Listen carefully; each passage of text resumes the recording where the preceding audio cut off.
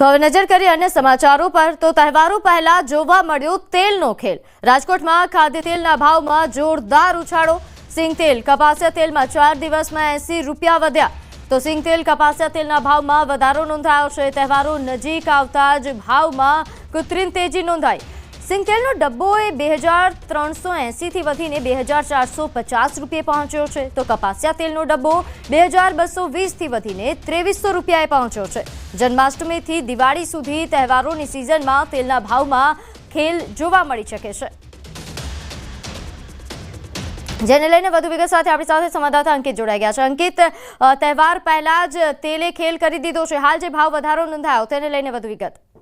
ચોક્કસ અંતિક ખાસ કરીને વાત કરવામાં આવે તો સૌરાષ્ટ્રમાં સાતમ આઠમના તહેવારનું ખૂબ જ મહત્વ છે ને સાતમ આઠમના તહેવાર અંતર્ગત મોટા પ્રમાણમાં જે સૌરાષ્ટ્રવાસીઓ છે તે ચણાયુક્ત જે ફરસાણ છે તે ખાસ કરીને આરોગતા હોય છે ને તેમાં સૌથી વધુ ખાદ્ય તેલનો છે તે ઉપયોગ થતો હોય છે ને ત્યારે સાતમ આઠમના તહેવાર પૂર્વે જ સિંગ તેલ હોય કે પછી કપાસિયા તેલ હોય આમાં તેલના 15 કિલોના જે ડબ્બે છે તે 4 દિવસમાં એકાએક 80 રૂપિયાનો છે તે વધારો છે તે નોંધાયો છે।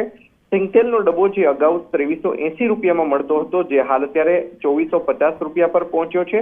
ત્યારે કે કપાસિયા તેલનો જે ડબ્બો છે કે જે 2220 રૂપિયા આસપાસ ટ્રેડ કરી રહ્યો હતો તે હાલ 2300 રૂપિયા સુધી છે તે પહોંચ્યો છે। ત્યારે આગામી જન્માષ્ટમીથી દિવાળી સુધીના તહેવાર દરમિયાન જે ખાદ્ય તેલના ભાવની અંદર સતત વધારો છે તે જોવા મળી શકે તેમ છે। જી આભાર માહિતી આપવા બદલ। તો આ તરફ અમદાવાદમાં બીઆરટીએસ બસ બેકાબુ બની 5 લોકોને ઘાયલ કર્યા છે। રખિયાલના બડિયા કાકા 4 રસ્તા પાસે બનાવ બન્યો। ડ્રાઈવરે કાબુ ગુમાવતા બીઆરટીએસ ડિવાઈડર પર ચડી ગઈ। સામેથી આવતી રિક્ષાને અડફેટે લીધી। 5 ઘાયલ થયા છે। અકસ્માતમાં ઘાયલ લોકોને હોસ્પિટલ ખસેડાયા। તો રિક્ષાને ટક્કર મારીને 5 લોકોને ઘાયલ કર્યા। બીઆરટીએસ બસ કે જે બેફામ બની રોડ પર બેકાબુ બનેલી આ બીઆરટીએસ બસે અકસ્માત સર્જ્યો જેમાં એક રિક્ષાને ટક્કર લાગી જેના કારણે 5 લોકો ઘાયલ થયા। તમામને સારવાર હેઠળ ખસેડવામાં આવ્યા। ગત મોડી રાત્રે આ ઘટના બની જેના દ્રશ્યો પણ સામે આવ્યા છે। તો મહેસાણાના વિજાપુરના રણાસણ ગામના યુવકની આત્મહત્યા મામલે મૃતકના પરિવારે પોલીસની કામગીરી પર સવાલ ઉઠાવ્યા। રિમાન્ડ મેળવ્યા વગર જ આરોપીને સબજેલમાં ધકેલી દેતા વિજાપુર પોલીસ પર સવાલ ઉઠાવ્યા। એજન્ટ રૂપિયા 29 લાખ લઈને વિદેશ નહીં મોકલતા યુવકે જીવન ટૂંકાવ્યું હતું। પરિવારનું કહેવું છે કે આરોપીના રિમાન્ડ લેવાય તો મૃતક પાસેથી લીધેલા 29 લાખની રિકવરી થઈ શકે તેમ છે। અન્ય લોકો પાસેથી રૂપિયા લીધા હોય તે પણ તપાસમાં ખુલી શકે। આજે તો મેં મારો ભાઈ ગુમાવ્યો છે, એને તો સુસાઇડ કર્યું છે અને સ્પષ્ટ લખ્યું છે કે કોના કારણે સુસાઇડ કર્યું છે, તો એને રિમાન્ડ પર લેવો જ જોઈએ। પોલીસને ખાસ કાળજી લઈને આને રિમાન્ડ લઈને બધું પૂછપરછ કરીને એને બહાર લાવવું જોઈએ અને મને પૂરેપૂરી સજા થવી જોઈએ અને અમારા પૈસા પૂરેપૂરા ચૂકવવા જોઈએ।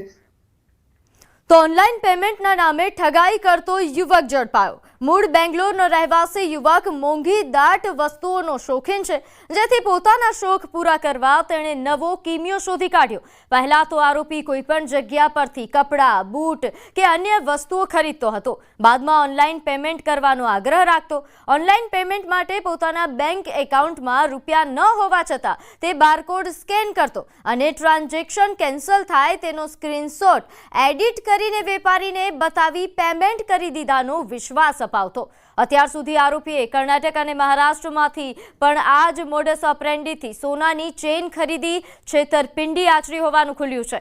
પકડાયેલ આરોપીએ દરિયાપુરમાં પણ એક જ્વેલર્સમાંથી 1.5 તોલાની સોનાની ચેઇન ખરીદી છેતરપિંડી આચરી હતી। જો કે વેપારીના બેંક એકાઉન્ટમાં રૂપિયા જમા ન થયા હોવાની જાણ થતાં વેપારીએ પોલીસ ફરિયાદ નોંધાવી હતી અને જે બાદ સમગ્ર હકીકત સામે આવી। દુકાનદારને બતાવેલ કે પેમેન્ટ થઈ ગયું છે। સ્ક્રીનશોટમાં એ એવી રીતે એડિટ કરતો કે જે એના અકાઉન્ટમાં પૈસા ન હતા, જે બાબતનું ટ્રાન્ઝેક્શન ફેલ્ડનો જે નીચે મેસેજ આવે એ મેસેજ ક્રોપ કરી અને પેમેન્ટ થઈ ગયું છે એ પ્રકારનો સ્ક્રીનશોટ એ દુકાનદારને બતાવતો અને જે આધારે દુકાનદારને એમ થતું કે હા પેમેન્ટ થઈ ગયું છે એટલે એના આધારે એમણે એને સોનાની ચેન આપી દીધી। પરંતુ ખાતામાં આ પૈસા જમા ન થતા જે બાબતે દરિયાપુર પોલીસ સ્ટેશનમાં એમને ફરિયાદ નોંધાવેલ હતી। તો સુરત શહેરની ઇટાલિયા મલ્ટી સ્પેશિયાલિટી હોસ્પિટલના એકાઉન્ટમાં ₹4.92 કરોડની ઉચાપાતનો ભાંડાફોડ થયો છે, જેમાં હોસ્પિટલના જ અધિકારીએ નાણાંની ઉચાપાત કર્યા હોવાનું ખુલ્યું. આરોપીએ પોતાના તથા પોતાના પરિવારના અન્ય લોકોના નામે મૂવેબલ પ્રોપર્ટી, ઇમૂવેબલ પ્રોપર્ટી